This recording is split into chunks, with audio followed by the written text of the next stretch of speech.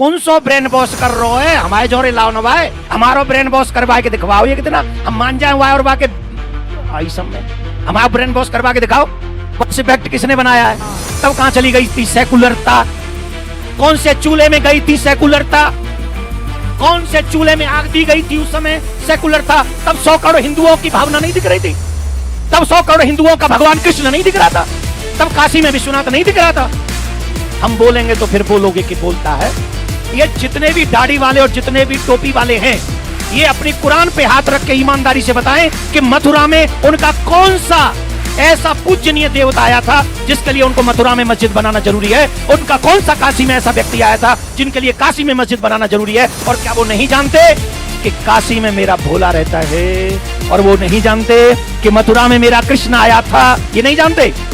अगर जानते हैं तो निभाओ भाईचारा। मोदी जी में ईश्वर का अंश है, आप में भी है, मुझ में भी है, लेकिन वो विशेष ईश्वर का अंश है जो भगवान के कार्य को आगे बढ़ाता है, धर्म की रक्षा के लिए अपने कदम आगे बढ़ाता है। वो नहीं जो कुर्सी पाने के लिए कुछ भी गाता है, कुछ भी सुनता है, कुछ भी बोलता है और कहने के लिए अपने आप को सेकुलर साबित करता है। उसमें ईश्वर का अंश है, लेकिन वो उतना नहीं जितना होना चाहिए। और ईश्वर का अंश वो है जो भगवान के बताए हुए मार्ग पर चलता है और जो भगवान ने किया वही कार्य करता है और धर्म को आगे बढ़ाता है, आने वाली पीढ़ी को सुरक्षित करता है और राम मंदिर बनवाने में प्रयास करता है। और राम मंदिर बन जाए तो ध्वजा फहराने के लिए दिल्ली छोड़कर अयोध्या आता है। वो ईश्वर का विशेष अंश है। पूरे तेवर में है आज देवकी नंदन ठाकुर जी, अभी नहीं पूरा ही तेवर है। अभी नहीं होंगे तो कब होंगे? It's my time. सबके अंदर जोश भर के अयोध्या से लोगों को कहीं और ले जाने की तैयारी तो नहीं कर रहे हैं आप? आप घबरा क्यों रही हैं? आप छुपते छिपाते क्यों पूछती हैं? डायरेक्ट पूछिए ना। आप तो बिंदास पत्रकार हैं, काहे डरती हैं? पूछिए, मथुरा जाने का प्रोग्राम है क्या? यस, हाँ हाँ, हम मथुरा जाएंगे और आपको बताएंगे। और 25 को आज यहां झंडा फहरा रहे हैं। डोंट वेरी, बहुत जल्दी मथुरा में भी झंडा फहराएंगे, बहुत जल्दी फहराएंगे। कौन कौन तैयार है? कौन कौन तैयार है? देखिए, जब अयोध्या के लिए कार सेवा हुई थी ना, तो पूरे भारत से लोग बढ़कर आए थे अयोध्या। कई भक्तों ने, राम भक्तों ने गोलियां खाई हैं सीने पर। और ऐसे ही नहीं बन गया ये राम मंदिर, गोलियां खा खा कर इसी अयोध्या में जिंदों को मुर्दा बनाकर बहा दिया गया था। ये वो सरयू है, उस समय का प्रत्यक्षदर्शी है। आज यही सरयू दर्शन कर रही है भगवान श्री राम लला का इस भव्य दिव्य मंदिर में, और आप सब सनातन का प्रचार कर रहे हैं। और यही सरयू दर्शन कर रही है आज ध्वजारोहण का, और यही सरयू बहुत जल्दी दर्शन करेगी। ऐसी ही ध्वजारोहण एक बार मथुरा में होगी और वहां भगवान का भव्य दिव्य ऐसा ही सुंदर मंदिर बनेगा और सनातनी अपने नेत्रों से देख सकेंगे। It's my dream. तो 3 जगह प्राण बसते, हमने कहा था 3 जगह हमको दे दो। हाँ। निभाओ भाईचारा, निभाओ भाईचारा। और वो सब जानते हैं जिनकी आप इस समय आप वो कर रही है ना वकालत। हाँ। आप जो वकालत जिनकी कर रही हैं, जिनके तो देश की वकालत। अरे नहीं, आप स्पेशली उनकी वकालत कर रही हैं। देश की वकालत आप अयोध्या में बैठ के उनकी वकालत कर रही हैं। हाँ। हम आपसे एक बात जानना चाहते हैं, हमको एक बात क्लियरली बताइए। हाँ। सच्ची बताइए, ये जितने भी दाढ़ी वाले और जितने भी टोपी वाले हैं, ये अपनी कुरान पे हाथ रख के ईमानदारी से बताएं कि मथुरा में उनका कौन सा ऐसा पूजनीय देवता आया था जिसके लिए उनको मथुरा में मस्जिद बनाना जरूरी है? उनका कौन सा काशी में ऐसा व्यक्ति आया था जिनके लिए काशी में मस्जिद बनाना जरूरी है? और क्या वो नहीं जानते कि काशी में मेरा भोला रहता है? और वो नहीं जानते कि मथुरा में मेरा कृष्ण आया था? ये नहीं जानते? अगर जानते हैं तो निभाओ भाईचारा। अरे वर्शिप एक्ट भी है ना, इसी देश ने बनाया है। ये वर्शिप एक्ट किसने बनाया है? हाँ। तब कहां चली गई थी सेकुलरता? कौन से चूल्हे में गई थी सेकुलरता? कौन से चूल्हे में आग दी गई थी उस समय? सेकुलर था। तब 100 करोड़ हिंदुओं की भावना नहीं दिख रही थी, तब 100 करोड़ हिंदुओं का भगवान कृष्ण नहीं दिख रहा था, तब काशी में विश्वनाथ नहीं दिख रहा था। हम बोलेंगे तो फिर बोलोगे कि बोलता है। ये मुझे संविधान ही राइट देता है कि कोई मेरे भगवान का अपमान न करे। और आज भी कृष्ण भूमि के जो छवि थी केशव देव जी की, वो आगरा की जामा मस्जिद की सीढ़ी के नीचे गाड़ी गई है। और आज भी नमाज पढ़ने वाले लोग उन पे पैर रख के आगे जाते हैं नमाज पढ़ने के लिए। ये मेरी भावना का सम्मान हो रहा है, ये संविधान का अपमान नहीं है। अब कहां चले गए वो सेकुलर लोग? वो क्यों नहीं कहते कि अगर ऐसा है तो सच सामने लाओ? अब आप एक अलग ही कहानी लेकर आ गए। आप कह रहे हैं आगरा में सीढ़ी के नीचे गाड़ी गई है, कहां प्रमाण? लोग पूछेंगे ना। आप जब कोर्ट का दरवाजा खटखटा रहे हैं तो वहां पर प्रमाण देना पड़ेगा आपको। बिना प्रमाण के कोर्ट स्वीकार कर लेगा क्या? अगर प्रमाण नहीं देंगे तो कोर्ट उसे स्वीकार करेगा ही नहीं। पहली बात तो प्रमाण तो हमने नहीं, उन्होंने ही दे दिया है। माजरे आलमगिरी आप भी पढ़ लीजिए चित्रा जी, ये हमने नहीं लिखी है, ये उन्हीं लोगों ने लिखी है जिनकी वकालत आप यहां कर रही हैं अभी, उन्होंने ही लिखी है, माजरे आलमगिरी। और उसमें पूरे चैप्टर लिखे हुए हैं बाकायदा, कब मंदिर तोड़ा गया, किसको मंदिर तोड़ने भेजा गया, और किसने वो मूर्तियां उठाई, और क्यों आगरा की जामा मस्जिद में गाड़ी गई, और जिन्होंने मंदिर तोड़ा उनको कितना इनाम दिया गया, सारी स्टोरी है। प्रॉब्लम तो यह है आजादी के बाद में चैप्टर ही बदल दिए गए। हमारे देश में अकबर द ग्रेट हो गया और भूल गए उन लोगों को जिन्होंने कुर्बानियां देकर उस समय भी धर्म की रक्षा की थी और आज भी धर्म की रक्षा की है, और आज भी लोग लगे हुए हैं धर्म की रक्षा करने के लिए। और उन सच्चे सनातनियों की वजह से आज ये दिन आया है कि हम अयोध्या में झंडा फहरा रहे हैं, और बहुत जल्दी मथुरा में भी झंडा फहराया जाएगा, इसमें कोई संशय नहीं। हम तो ये कह रहे हैं आप भी ये ख्वाब बुन लो, और आप भी अपने एबीपी चैनल से कह दो कि बहुत जल्दी मथुरा में तैयारी करे, और ये झंडारोहण भी आप देखेंगे बहुत जल्दी, और मंदिर भव्य बनते हुए भी देखेंगे। माहौल नहीं खराब होगा इससे? बिल्कुल, हम क्यों करेंगे माहौल खराब?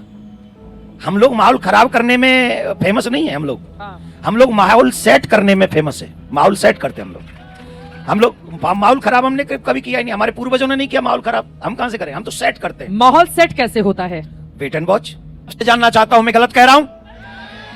ये जनता है, और ये ना आपने बुलाई है और ना मैंने बुलाई है। सच मानिए देवकी नंदन ने बुलाई,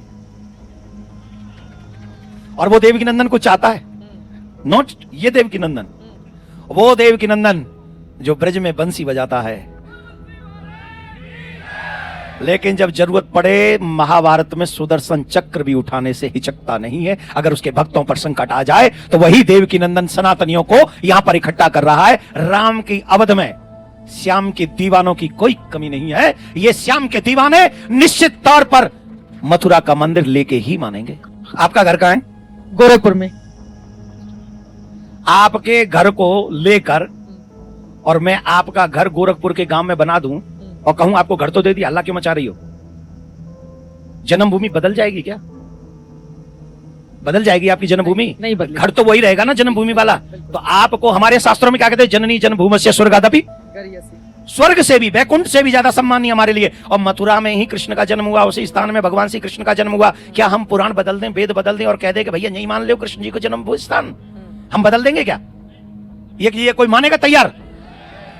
ये कोई एआई थोड़ी है, एआई थोड़ी है जो नकली चित्रा त्रिपाठी खड़ी कर दी या नकली देवकी नंदन ठाकुर जी कर दिया।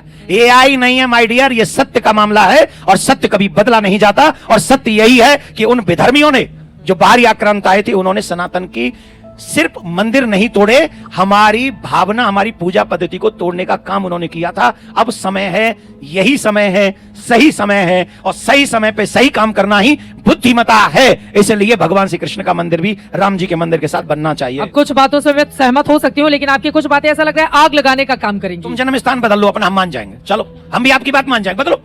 ये कोई भी अपना जन्म स्थान बदल ले, हम आज के बाद मथुरा की बात ही नहीं करेंगे।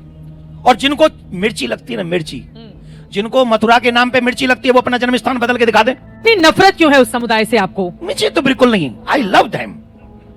मैं तो उनसे मोहब्बत करता हूं। किसने कहा आपसे मैं उनसे नफरत करता हूं? तब से आग के गोले उनके लिए आप दागे जा रहे हैं, कह रहे हैं मोहब्बत करता हूं।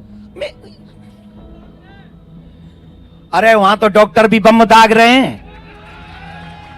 पहले लोग कहते थे अनपढ़ हैं इसलिए लोग इस काम में चले जाते हैं, अब तो पढ़े लिखे डॉक्टर ही बम बना रहे हैं। अब क्या करोगे? सियावर रामचंद्र की जय। करवा ले उन पे डॉक्टरी, करवाओ। उनका ब्रेन वॉश किया जा रहा है ना। कौन सो ब्रेन वॉश कर रो है? हमारे जोरे लाओ ना भाई, हमारो ब्रेन वॉश करवा के दिखवाओ। ये कितना हम मान जाए वाय और वाके आई सब में हमारा ब्रेन वॉश करवा के दिखाओ। एक बार तो ब्रेन वॉश हमारा करके दिखा देना, एक बार आ जाए कोई। अच्छा सुनो, ये भी मध्यस्थता करो आप। एक व्यक्ति भेजो जो उनमें सबसे ज्यादा इंटेलिजेंट हो, सबसे ज्यादा ब्रेन वॉश करने में जो सबसे ज्यादा एक्सपर्ट हो। अरे मैं कह रहा हूं जो भी वहां को बाप हो उसको बुलाओ और कहो कि देवकी नंदन के संग रहे और इसे बम फेंकने वाला बना। एक साल में बना दिया उसने मुझे बम फेंकने वाला, तो उसकी विजय। और नहीं बना पाया तो घर वापसी कर ले वो। माय डियर, सच यह है, हमारे ब्रज में कहावत है, बिटोरा में ते कंडा ही निकलेंगे। बिटोरा में ते कंडा ही निकलेंगे। अगर बिटोरा जानती हैं आप? नहीं, मैं बताऊं।